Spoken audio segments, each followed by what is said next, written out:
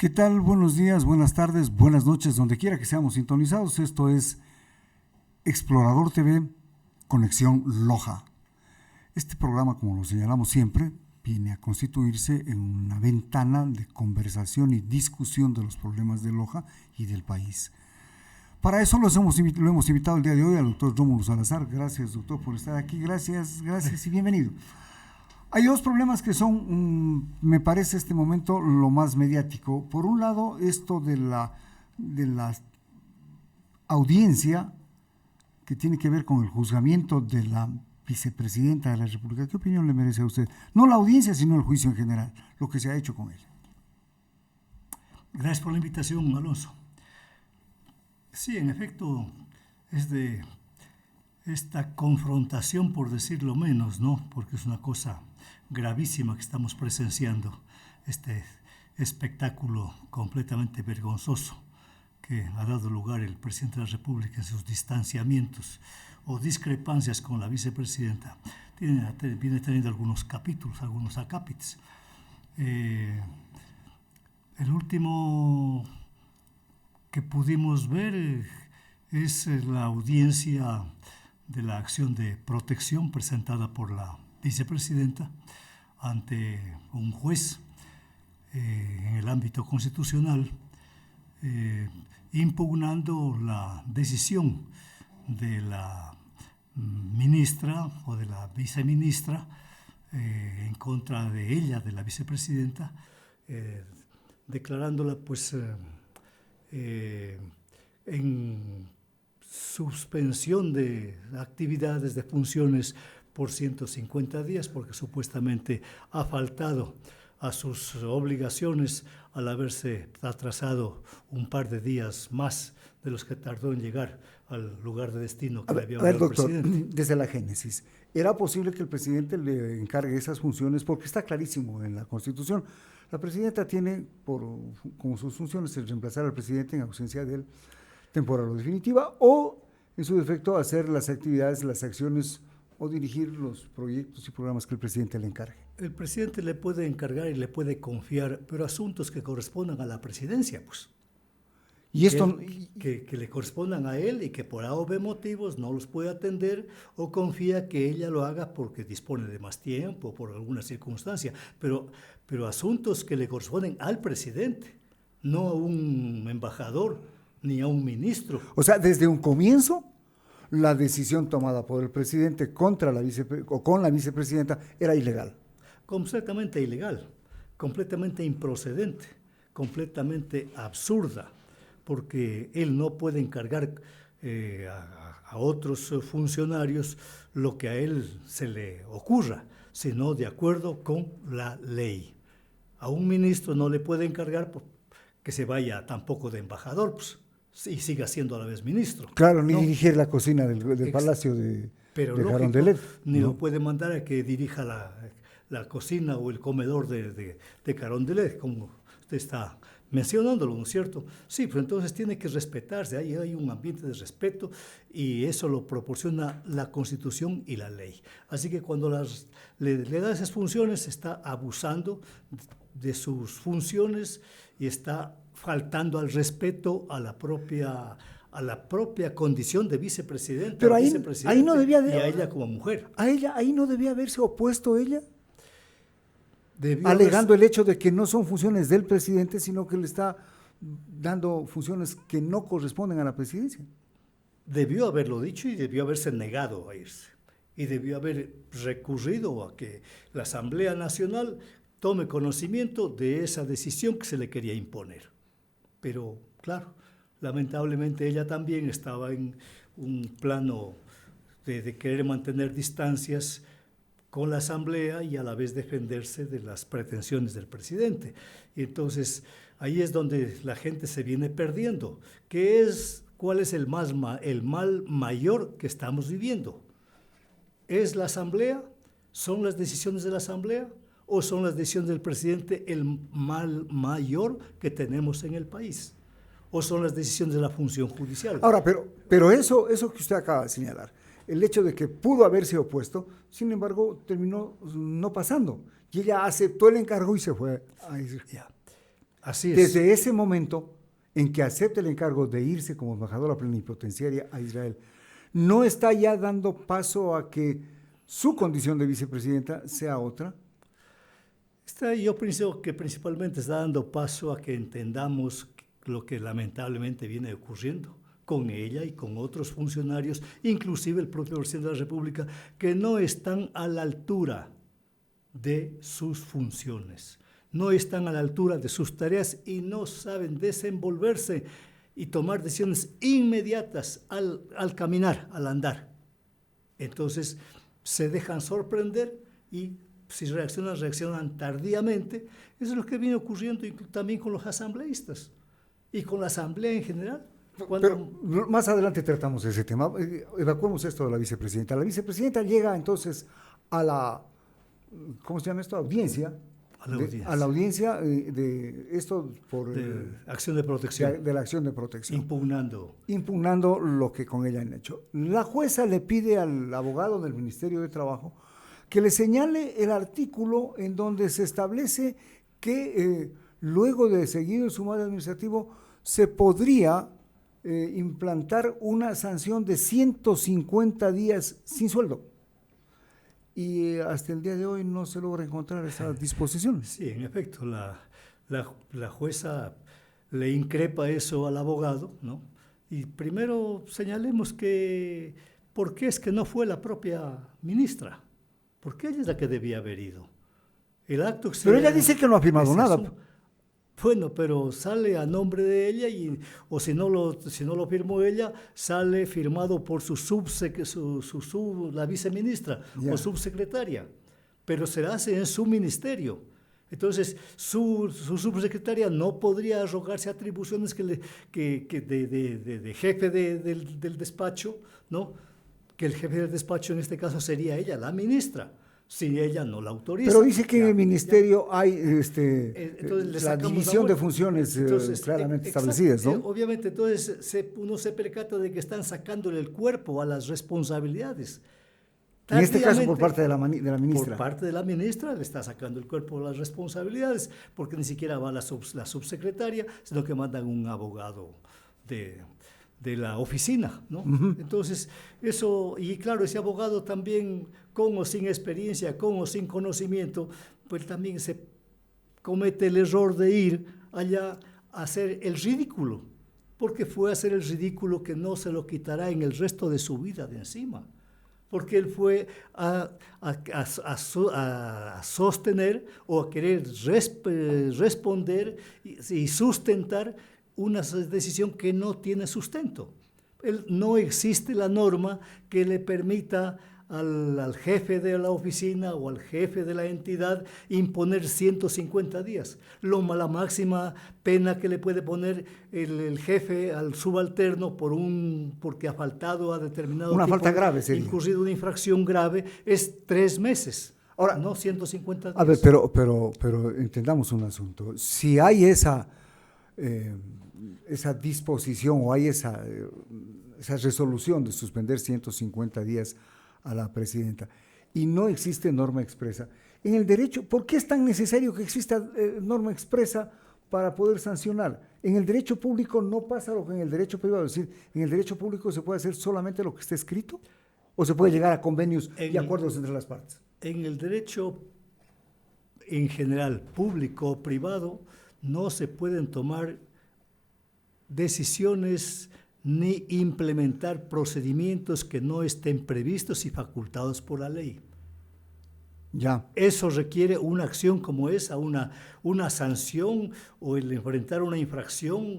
Eso implica aplicar lo que la Constitución llama el debido proceso. Ajá. Que es el tipo de actividades que se deben hacer para que se tramite, para que se llegara a la conclusión, llegara a la resolución. Ahora, el debido proceso es seguir los pasos que el trámite demanda. Eso, los pasos que tiene prevista la Constitución y la ley. Ya, no. Eso está bien.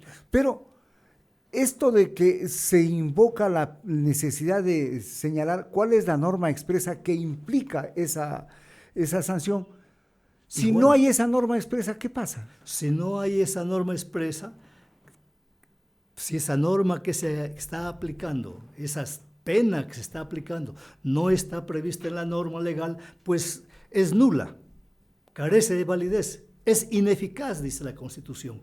Pero mientras tanto hay otra vicepresidenta. Pero eso es, tampoco la Constitución de la República faculta a que haya una vicepresidenta adicional a la otra que está retirada supuestamente por 150 días. Así que esa señora está también haciendo el ridículo. Por aquí este gobierno viene haciendo ridiculeces. Eso es lo que viene ocurriendo, comenzando por la visita que hizo a Madrid y estaba extremadamente ebrio, botando dineros y gritando que lo lleven a otro lado a seguir tomando. Bueno. Y andaba haciéndolo en el carro que le había prestado el príncipe Felipe de España. Vea usted, es ridículos. Ahora, a ver, doctor, si no hay norma expresa, se sanciona sin norma expresa. ¿Qué pasa desde el punto de vista legal con las decisiones que tome la señora vicepresidenta este momento, la nombrada por el presidente de la República? ¿Qué pasa con esas decisiones? ¿Carecen entonces de legalidad y de legitimidad, pudiendo ser más adelante glosadas? Y mediante incluso acción penal, porque está arrogándose algunas atribuciones que no le están facultadas a esa persona, a ese funcionario. Está arrogándose atribuciones y eso es también un delito penal, ¿ya? Que tiene que ser y debería ser. Ya debería estar conociéndolo la ministra fiscal. Ya debió habérsele presentado la denuncia a ella. Para hacer la indagación previa. Realizar una indagación previa. Y ella de oficio, siendo como es un asunto público a nivel nacional e internacional, de oficio ella ya debió haber iniciado o dispuesto que algún fiscal inicie el trámite. Y a ella misma, porque a ella le tocaría de acuerdo con la competencia y de acuerdo con la jurisdicción. Ahora, se estableció, o por lo menos se escuchó dentro de la audiencia, que se le había juzgado con un reglamento que lo hicieron 8 días después de haber iniciado el sumario administrativo. ¿Hay cómo hacer eso? Realmente, una vez más, digo que estamos en la época del ridículo, ¿no? No puede hacerse eso de ninguna manera. O sea, el reglamento tiene que estar antes. El reglamento tiene que ser anterior. La normativa tiene que ser anterior a la comisión de la infracción. Si la norma se dictó después de la infracción, esa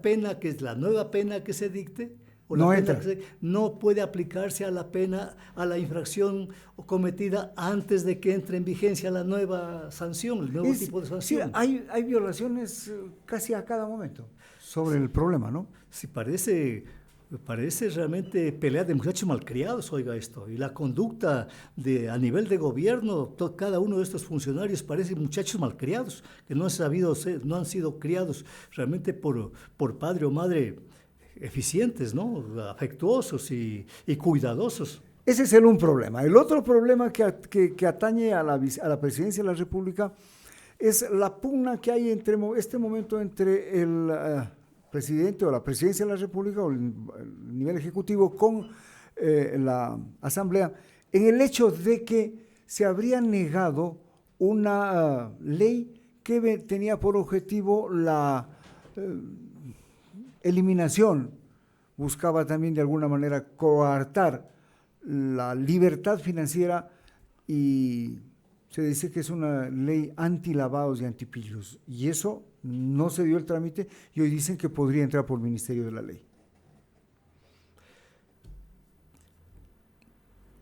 El presidente de la República puede vetar una norma que expida la Asamblea. La Asamblea, a su vez, puede hacer reformas a un proyecto de ley que mande el presidente de la República. Y si el proyecto remitido por el presidente de la República a la Asamblea fue objeto de reformas, ¿no? Pues tiene el presidente de la República que recibir esa ley, ese proyecto de ley reformado y decir, ¿se allana o lo veta? Ya. Entonces, y el veto puede ser incluso confirmado, ¿no es cierto? ¿Ya? ¿Parcial o total también el veto? Parcial o totalmente, ¿no? Entonces, hacer acusaciones de que la intención es esta o es la otra, no puede entrarse a especulaciones. Las intenciones tienen que ser juzgadas según cómo se pusieron en el cuerpo legal, sea en el proyecto que aprobó la Asamblea, o si lo hace y ya el veto lo pone el presidente, pues hay que tomar en cuenta los términos en los que se hace una cosa y otra para poder tomar decisiones. Lo otro son especulaciones. Ahora que también depende, obviamente, de la profundidad con la que se hagan los análisis para que aquello que a primera vista no aparece en determinado tipo de expresiones termine siendo reconocido como algo que fue diferente. Este momento no se está discutiendo la bondad o no del proyecto de ley. Este momento se discute que el trámite dado por la Asamblea no es el correcto, que como era una ley económica urgente necesitaba un trámite especial. Los asambleístas señalan que no, que el trámite especial es por el tiempo, pero no en cuanto al proceso, al procedimiento que se tiene que dar. Y que por lo tanto, si se negaba en primera instancia, ya esa negativa significaba también el archivo del proyecto. No, los apuros que tenga el presidente de la República para que se apruebe un proyecto de ley que él remite no dependen de que él tenga los apuros, depende de que lo mande oportunamente. Por un lado. Por un lado. Y de que en forma oportuna también la Asamblea pues haga el pronunciamiento. Entonces, ahí lo que estamos es encontrando una nueva búsqueda distractiva de la atención ciudadana para que la gente siga cada vez fijándose menos en el hecho de que estamos frente a un gobierno que no ha hecho ninguna contribución al progreso del país, ni a resolver ninguno de sus problemas. Porque mientras estamos discutiendo todo esto, cabe preguntarnos si ha reducido la inseguridad. Absolutamente. Pero nos tiene conversando de esto. Pero nos tiene conversando de esto. Y en lugar de que conversemos de eso, alguien debería invitarnos a conversar de otras cosas, así como usted, en este caso, me ha invitado a conversar de temas que importan sobre la materia. Pero yo me refiero a que las dirigencias políticas del país deberían llamar al pueblo, ¿no? Mediante paneles, mediante reuniones, mediante entrevistas, etcétera, etcétera, mediante escritos, mediante folletos, ¿no? Y concentraciones a discutir los problemas que hay en el país. Ahora, si eso no está impedido por la ley, la Constitución garantiza el derecho a reunirse y hacer pronunciamientos. Ahora, doctor, dejando de lado estos dos problemas, que son de forma y no, más parecen distractores antes que cuestiones de carácter fundamental, ¿por qué entonces la dirigencia de los partidos políticos no hace un trabajo de concienciación respecto de los grandes problemas del país? Porque la pelea entre presidente y vicepresidente, siendo una cuestión, diría yo, importante, no es lo fundamental. El que la ley se haya archivado o no se haya archivado en primero y segundo debate, siendo importante, no es lo fundamental. Pero este rato tenemos un problema grave, que son los apagones que ya vamos para los 3 meses, 3 o 4 meses. Uno de los tantos problemas gravísimos que tenemos, ¿no? El desempleo es otra cosa. El desempleo es la gente que no tiene dónde dormir, que no tiene dónde guarecerse, ni del frío ni del calor.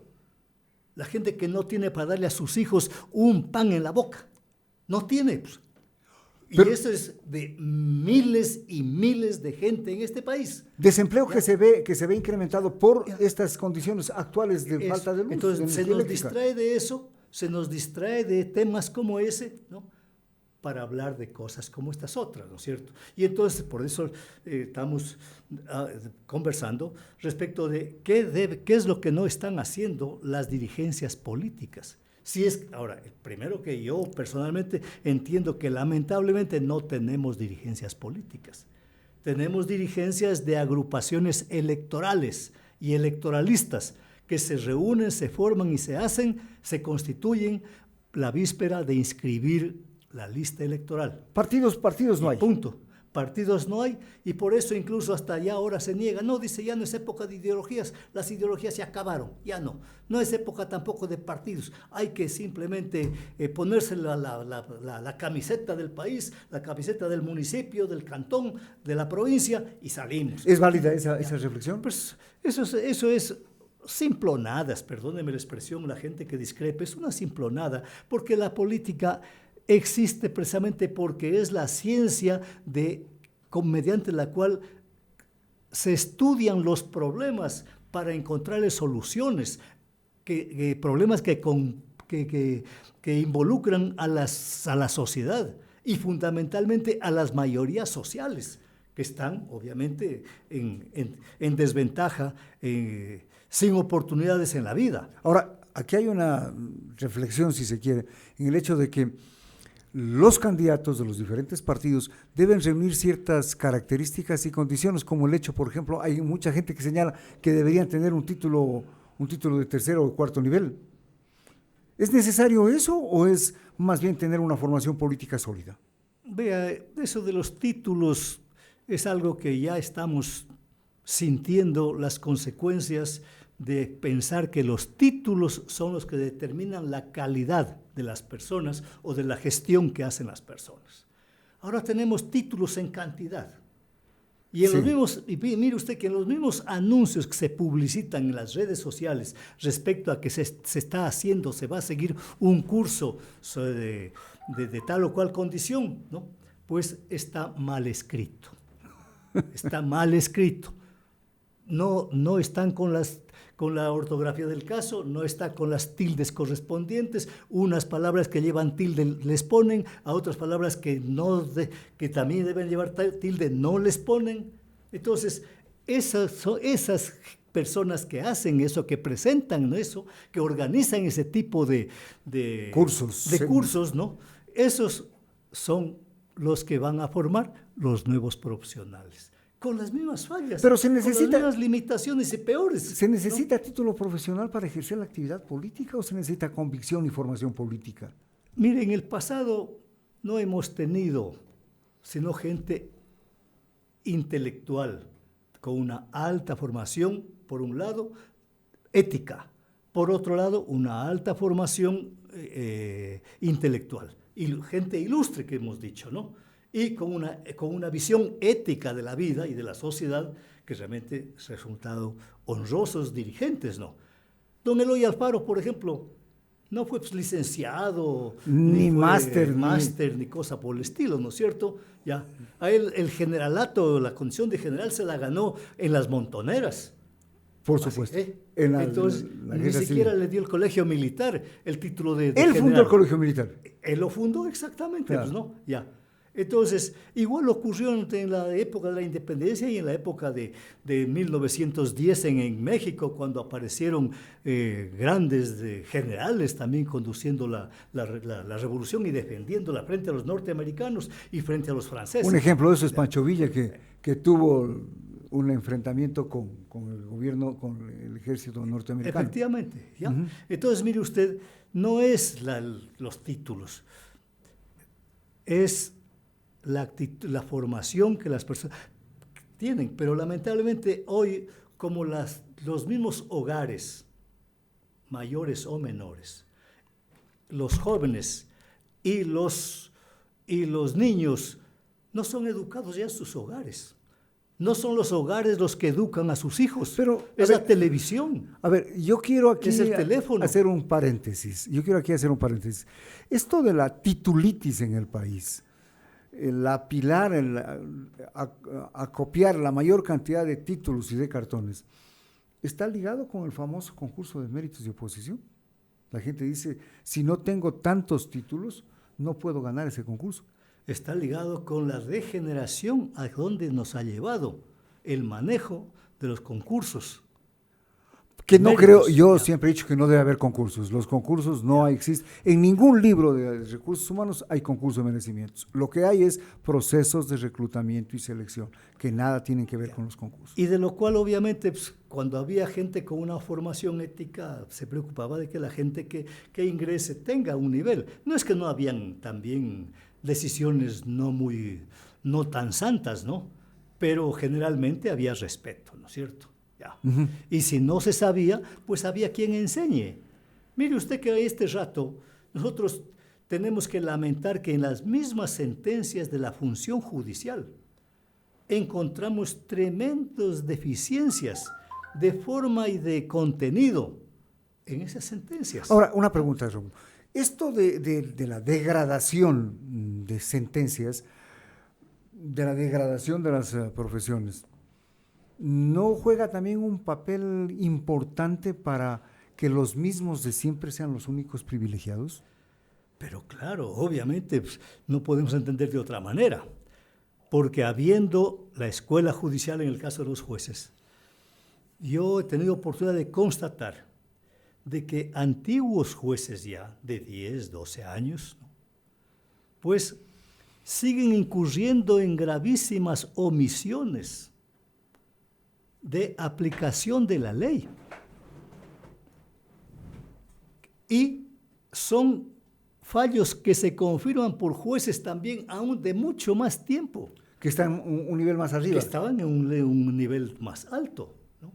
Y entonces, yo me pregunto, en la escuela judicial, ¿qué aspectos son los que utiliza como contenidos? Herramientas de formación. Para esa formación, ¿no? ¿Qué aspectos? Entonces, cuando un juez no sabe qué es flagrancia, o una jueza no sabe qué es flagrancia. Y a tanto hemos llegado. Eso es lo que digo que es realmente preocupante. Y esas omisiones son confirmadas por los jueces de segunda instancia. ¿Qué hacer frente a eso, Rómulo? A ver, hay un problema, estamos en este momento distraídos en esto de las peleas internas, de que sí, de que no. Mientras tanto, por debajo se van pasando algunas cosas. ¿Qué hacer frente a esto? ¿Cómo cambiamos eso? ¿Cómo podemos llegar a darnos mejores mandatarios? ¿Cómo podemos llegar a darnos mejores alcaldes, mejores concejales, etcétera, etcétera? ¿No es cierto? Sí. Pues la tarea no es fácil ni es de corta ejecución, pero hay que comenzarla. Oiga, en México hay una cuestión que me parece completamente revolucionaria. Para el próximo año el pueblo elige los jueces. Eso es. Y van a tener problemas en eso, ¿no? Sí, van a tener problemas. Porque no se puede hacer perfectas las cosas, ¿no? Pero lo importante es quién va a estar dirigiendo. Porque es el asunto. En todo lugar, incluso en el hogar, depende de cómo el padre y la madre miren los problemas. Dirijan la vida tomar exactas decisiones. Si ellos no los miran bien, si ellos no tienen un entendimiento adecuado, pues no podrán tomar decisiones que formen mejor a sus hijos. Entonces, y eso debería ser cuestión que debiera asumir el Estado a través de sus ministerios y de las jefaturas que estos ministerios tienen a niveles locales. Diga usted, por ejemplo, aquí, ¿quién da consejos respecto de cómo debe conducirse los niños, los jóvenes en la calle? Nadie. Si ya en la escuela el profesor no lo está haciendo por obvias razones que habrá que discutirlas, ¿no? Pero lo cierto es que ya no se hace. Y que pasa un anciano por la calle en la vereda y los jóvenes están tan distraídos en sus cosas, ¿no?, que no ponen atención de que están estorbando en la vereda. Hay algunas cosas, hay algunos ejemplos que deberíamos seguir. Por ejemplo, en los países desarrollados, los buses escolares, cuando sacan el disco de stop, es una cuadra antes y una cuadra después, es decir, una cuadra por delante y una cuadra por detrás, que separa a todo el mundo para que los niños bajen. Eso, ya. Entonces, yo he visto, si me permite, he visto momentos en donde los profesores llevan como especie medio de amarraditos a los niños pequeñitos para que caminen por la calle, pero van respetando todo. Ya. Entonces, parecen actos muy simples, ¿no? Pero no son simples, que pueden ser llanitos, que pueden ser sencillos, pero no son simples, son cosas importantes, porque eso es parte del respeto. Va formándolo al joven, al niño primero y al joven después, ¿no es cierto? Eso, ¿no es cierto? Ya. Entonces, la respuesta que un hijo da a su madre o a su padre cuando les reclama por alguna cosa Ya no es que los regresa a ver nomás, pues, ¿no? Como era en el pasado, regresábamos a ver, y eso a veces no, ni siquiera regresábamos a ver, oíamos nomás, ¿no? Ya, Claro. ya, ya. Pero, Mirando a la pared. ya, hasta, pero ahora no, pues ya también Contesta. el hijo también le contesta en alta voz Claro. y desafiantemente, Sí. ¿ya? Entonces, cosas como esas que ya no, en el hogar no se entienden suficientemente, no se entienden tampoco en la escuela, ¿no? Tienen que ser objeto de que la autoridad del Estado busque formas de vincularse y abrirse campo hacia la ciudadanía. Para eso está la radio, para eso está la televisión. Yo no creo que quede mal una conferencia de esto. No la lo van a ver otro, lo no la otro. van a ver con mucho agrado. Muchos, ¿no? Sí. Ahora, doctor Salazar, ¿hay luz al final del túnel o todo está perdido? Yo creo que sí, porque las cosas dependen de lo que nos decidamos a hacer en la medida que vayamos entendiendo. El problema es entenderlo. Y el problema, además de entenderlo, es decidirnos. Sino que eso decidirnos, es dejar de vivir una vida aparentemente cómoda, yo diría hasta ociosa mentalmente, no es fácil, pues, ¿no? Yo prefiero... Es salir de la zona de confort. En lugar de corregir, de ver a mi hijo, de ayudarlo a entender alguna cosa, que grita, le doy el teléfono para que esté ahí, ¿no? Distraído en el teléfono, y yo estoy, aunque sea, viendo la televisión. Si voy a seguir así, si yo voy a ser ese tipo de padre, obviamente no puedo yo tener garantía alguna de que estoy contribuyendo a cambiar la sociedad por un mejor camino. Esto es Explorador TV, Conexión Loja. Agradecemos la presencia del doctor Salazar. De inmediato vamos a una pausa, volvemos. No se olviden suscribirse al canal, darle un like. Regresamos.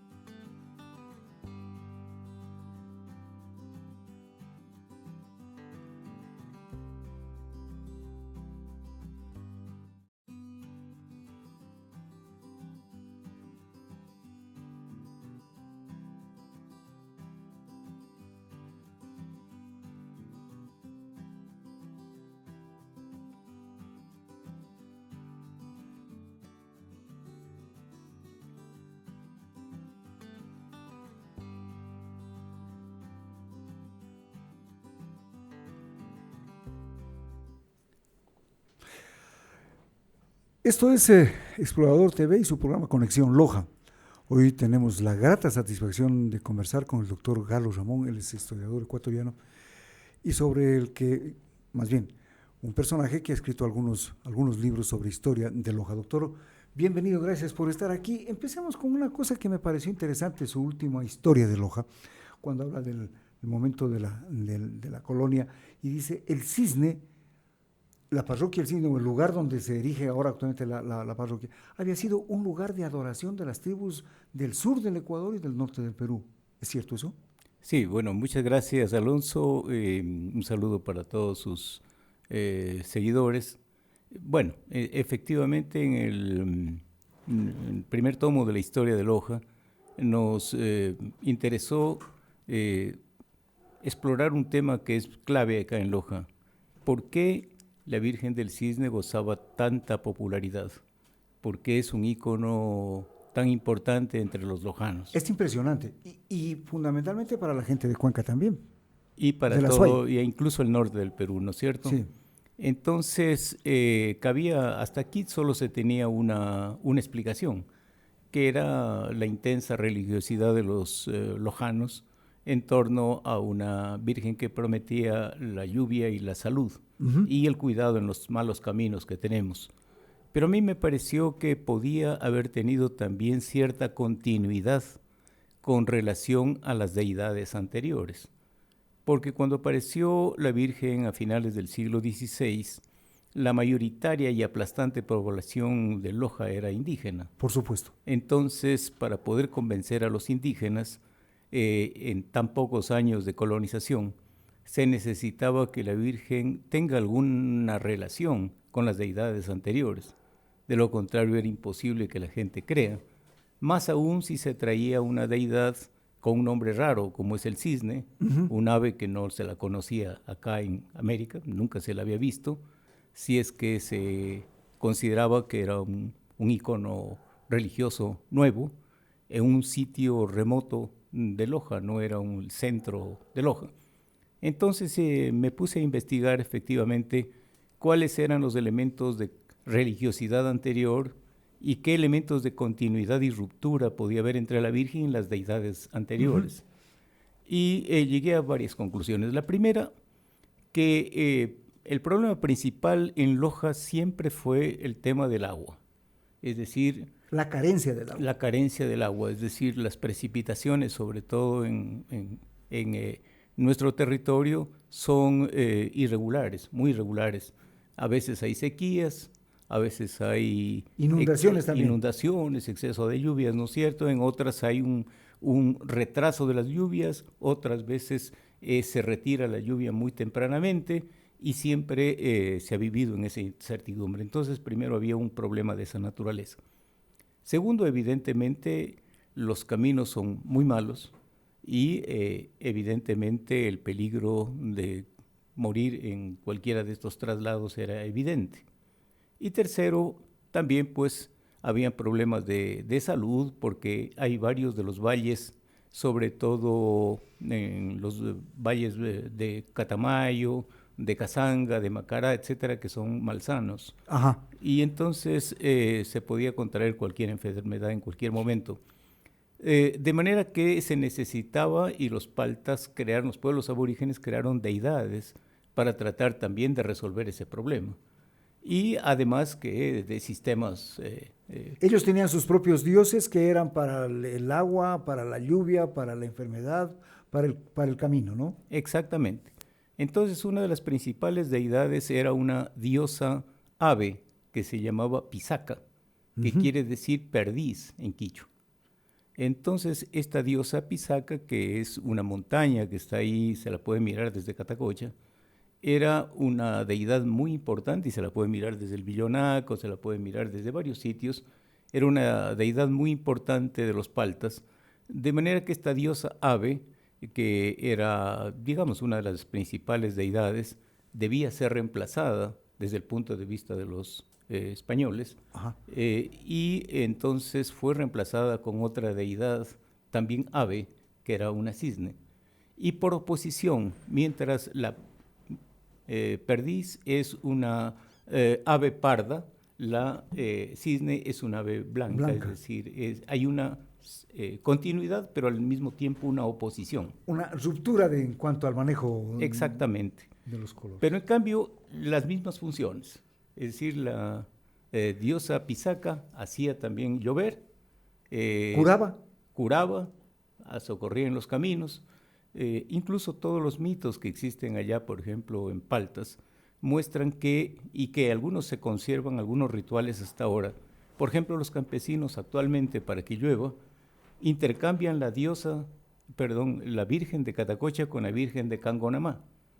La llevan a la una y la traen a la otra. Y la intercambian en un punto que se llama Yamana, que está en la mitad.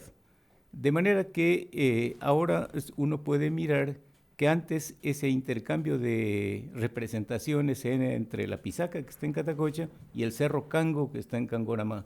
Y hay una línea ritual que está connotada por una serie de petroglifos, tacines e incluso tallas de estas perdices. Hay una perdiz blanca y una perdiz negra.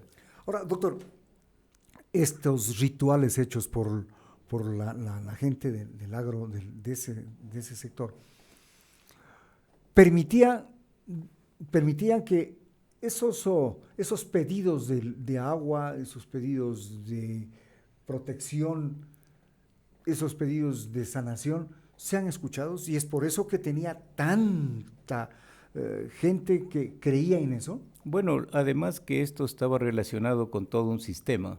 Ajá. Es decir, estas peticiones no se hacían en cualquier momento. Se hacían ordinariamente a fines de diciembre, en una fecha que se llamaba la fiesta del Itu, que se hacía el 8 de diciembre. A propósito de la fundación de Loja, Loja no es que se fundó el 8 de diciembre, ya estaba fundada en septiembre, pero comenzó el 8 de diciembre y se la dedicó precisamente a la Inmaculada Concepción de María, que es la fundación de Loja, porque había una fiesta anterior, que era la fiesta del Itu, donde se hacían danzas y rituales y peregrinaciones e incluso ayunos para que haya lluvia abundante. Ajá.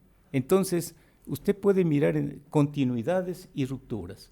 Estas continuidades entonces eran las mismas fechas, las mismas peticiones. Sí, las mismas peticiones.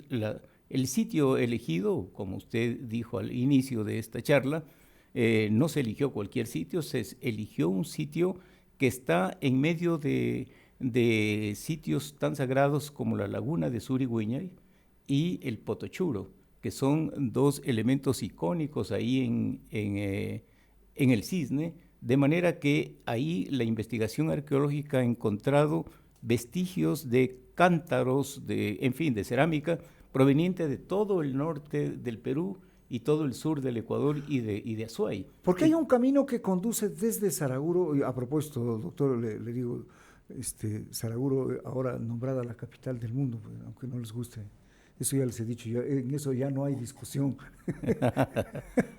Entonces, hay un camino que viene desde Saraguro y que corta mucho trecho hasta llegar al Cisne.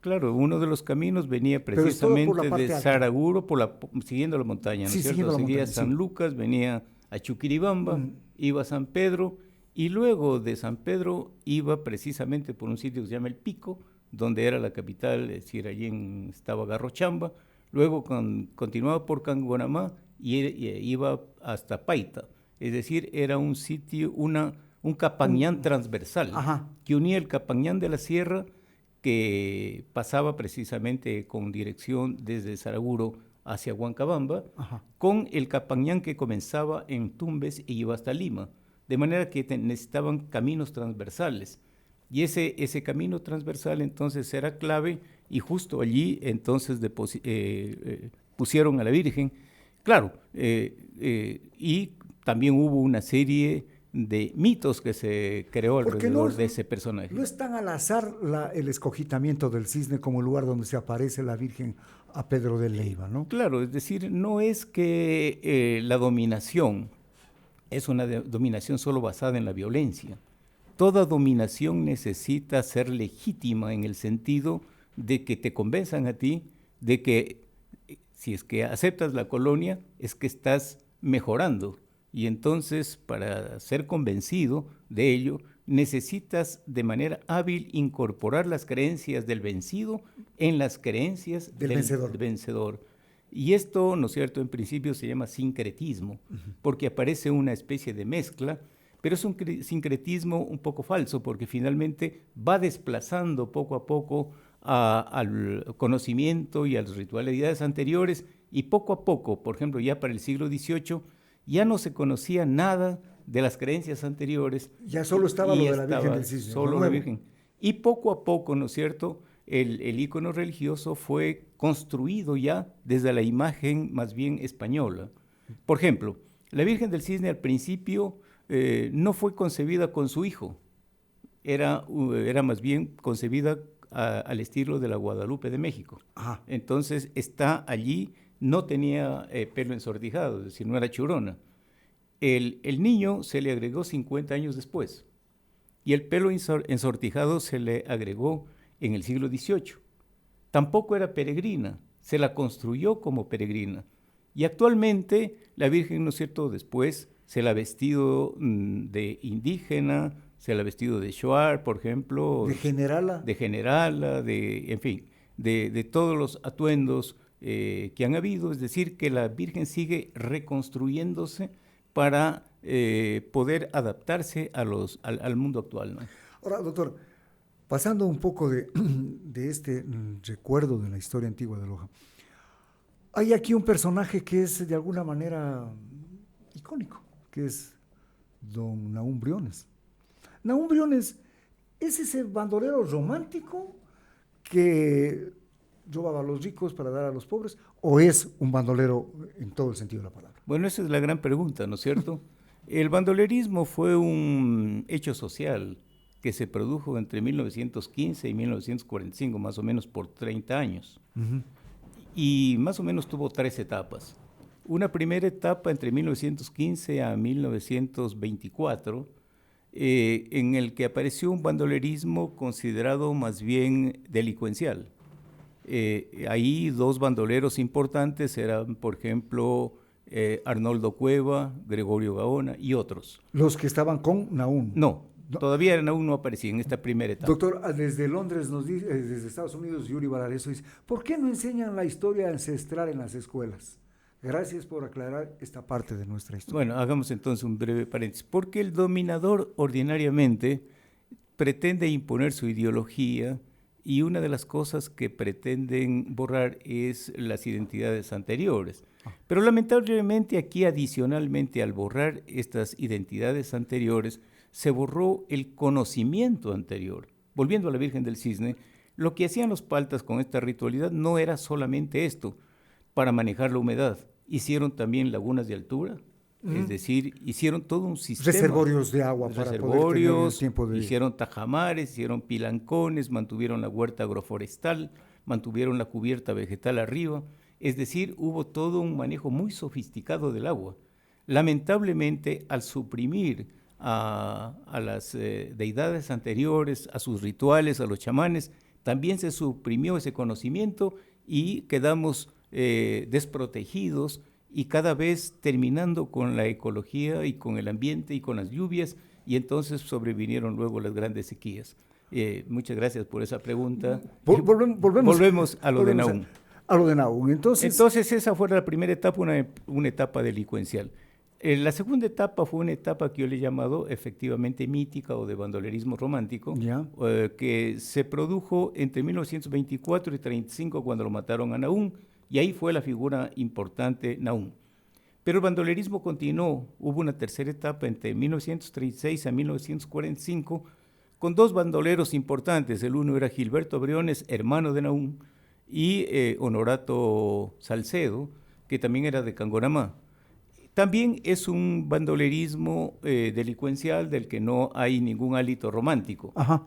De manera que cuando estudiamos el bandolerismo en general tenemos que analizar todo el ciclo y cada una de las etapas. Y cuando hablamos de Nahum, de manera específica, debemos hablar de esta etapa entre 1924 y 1935, en la que apareció Nahum como un redistribuidor, es decir, que en los ojos de muchas personas era una persona que robaba a los ricos para Les repartir a los quitaba, pobres. decían, no que robaban, O que que les les quitaba, quitaba, porque o les que mandaba le- una carta que mañana va a que visitar, los, los extorsionaba. extorsionaba, les quitaba, en fin. Y claro, esta imagen comenzó en 1934 y se extendió rápidamente. En 1935 ya se escribió el primer cuento.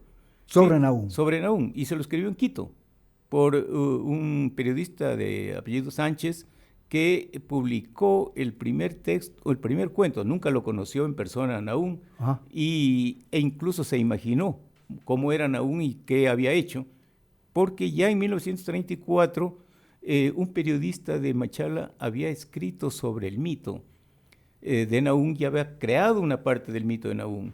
Y en 1935, a raíz de su muerte, entonces, no solo en Quito, sino también aquí en el periódico, sobre todo el Crisol, que era un periódico medio izquierdista. Del señor Gómez, me parece que era. Sí, Sí. se lo construyó como un hombre cercano al socialismo, e inclusive se le llamaba, por ejemplo, cuando hizo el robo en Chucata a Rosa Orellana, se lo llamaba el comunista Briones. Es decir, que se lo aproximó mucho a la izquierda y luego, inmediatamente ese mismo año, por ejemplo, Alejandro Carrión, que entonces, Juan Cincielo, que entonces era socialista, escribió un hermoso poema, una loa muy importante a Nahum. A Nahum Briones. Y la desarrolló de tal manera que ganó un premio ahí en Guayaquil.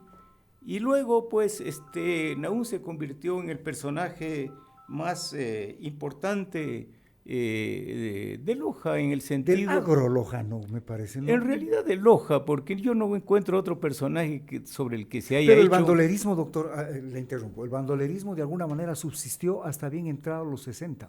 En realidad, en mi opinión, hasta el 45. Luego ya, porque para que haya bandolerismo es necesario que haya una banda más o menos organizada.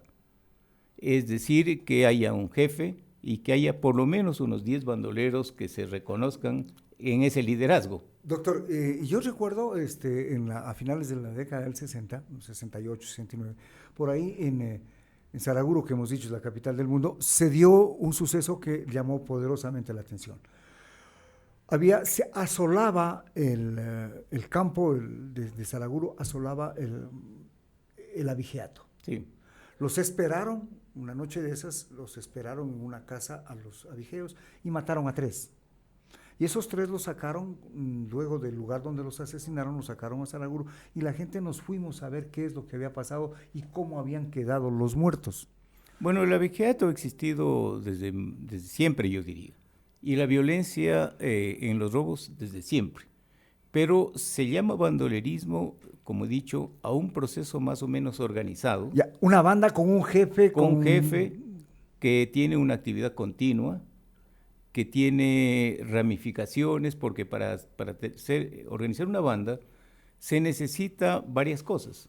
Se necesita primero una logística, es decir, conseguir armas. Y eso las conseguían ordinariamente el Perú. Ya. Municiones. Se necesita una red de protección. Que sí la tenía, Que sí, Nahum. claro, se necesita un sistema de venta de los animales robados.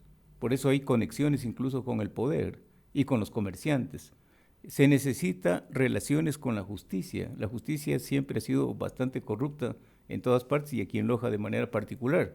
Muchos de los bandoleros iban y entraban a la cárcel y salían con la misma rapidez con que entraban, salían. Salían. Muchos de ellos inclusive se hacían policías durante un tiempo y otra vez regresaban como bandoleros. Es decir, el bandolerismo es un proceso social organizado, yo diría. Diferente del abigeato. Sí, que son ladrones individuales que pueden asolar y que pueden ser muy violentos inclusive, pero que ordinariamente no tienen todos estos atributos, estas ramificaciones. Ahora, se decía que Nahum Briones en su sector en Cangonamá sabía muy bien cuando lo estaban persiguiendo. Porque tenía una red precisamente, es decir, claro, él haber nacido allá le permitía tener una numerosa familia, que eran sus amigos, tenía sitios donde se escondía. Adicionalmente, estaba muy cerca de las montañas, es decir, toda esta zona de Buenavista, y al interior de Mercadillo, por ejemplo, eran montañas todavía, podía entonces eludirlos o irse, aprovechaba la condición de frontera de Loja para irse al Perú. Al Perú.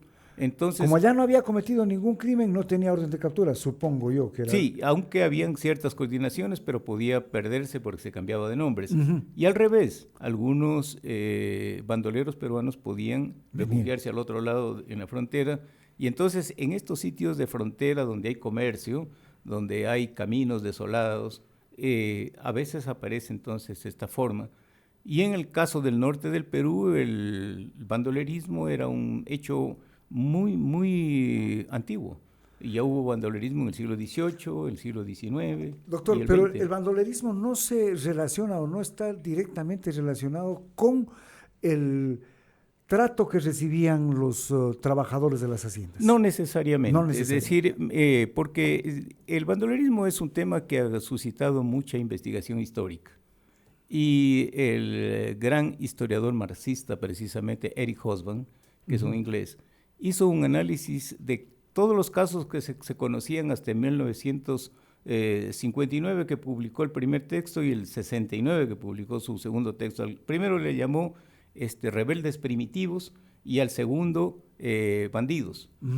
En rebeldes primitivos todavía se sostenía que era una forma de rebelión prepolítica, es decir, en el que todavía no se reconocía quiénes eran los verdaderos causantes de la pobreza y demás, y que entonces el bandolero robaba, hurtaba, sin identificar realmente, sin identificar la estructura política, y no le interesaba tampoco cambiarla. Ajá. Entonces, luego el bandido social ya tiene mejor conocimiento, pero tampoco es un miembro de un partido que busca la transformación. Es decir, la lectura de aproximarlo al socialismo o cualquier forma era una lectura forzada, no era la verdad. No era tan cierto. No. ¿Hay en mente se está a lanzar un libro sobre Nahum Briones? Bueno, no, acabo de lanzarlo en Catacocha. Ya. Esto hizo una especial deferencia porque como Nahum nació en Cangonamá, y en este momento se develó un pequeño monumento que le han hecho en Cangonamá a Nahum Briones, y la gente quiere utilizarlo como para impulsar el turismo, que me parece legítimo. Cangonamá es un pueblo que agoniza. En realidad, en 1892 llegó a tener 2.300 personas aproximadamente. ¿Y ahora? Ahora apenas tienen 960 personas en el último censo. Casi todos gente de edad. ¿O sí hay juventud? Bueno, hay unos cuantos niños, unos cuantos jóvenes, pero la tendencia es a salir.